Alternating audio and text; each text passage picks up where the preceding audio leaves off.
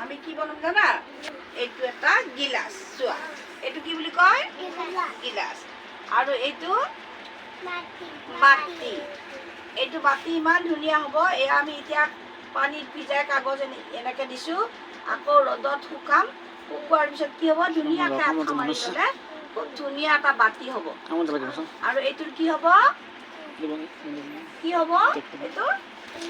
গিলাস পইচা নাপাৰ যা ভাল হ'ব নাই বাৰু পিছত ভালকৈ বনাই দিম তোমালোকে বনাব লাগিব বুজিছা আৰু চোৱা এই আমি ছবিৰে আমি চোৱা এইবিলাক চোৱা এইটো চোৱা দেখাই আছে এইটো কি হয় ডালিম আৰু এইটো বেঙেনা আৰু এইটো আম আৰু এইটো জাতিলাও এইটো ৰঙালাও আৰু এইটো চোৱাচোন একদম ধুনীয়া হৈছে কিজানি চোৱাচোন এইটো কি হয় এইটো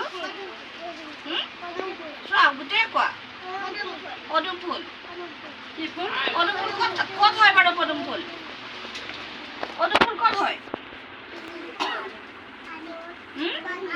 পানীত অমৃত পদুম ফুল ক'ত হয় পানীত ভাল হৈছে নে বাৰু ভাল লাগিছে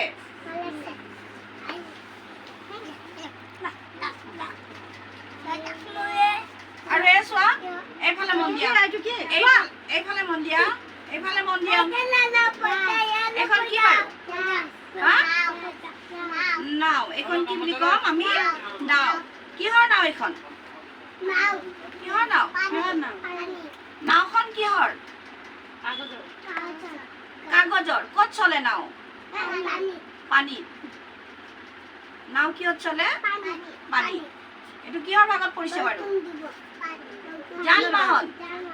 নাও এই নাওখন আমাৰ কিহৰ ভাগত পৰিছে যান বাহন হয় নহয় আৰু এই কিহৰ ভাগত পৰিছে ফুলৰ ভাগত চোৱা আৰু এয়া পাচলি হয় বেঙেনাটো আমাৰ কিহৰ ভাগত পৰিছে পাচলি আৰু আমটো ফল হয় নহয় আৰু এয়া ফুল হয় আৰু এই ৰঙালাওটো কিহৰ ভাগত পৰিছে পাচলিৰ ভাগত ধুনীয়া কৈছে দেই হয়নে পাচলি আৰু এইটো ডালিম কিহৰ ভাগত পৰিছে ডালিমটো ফলৰ ভাগত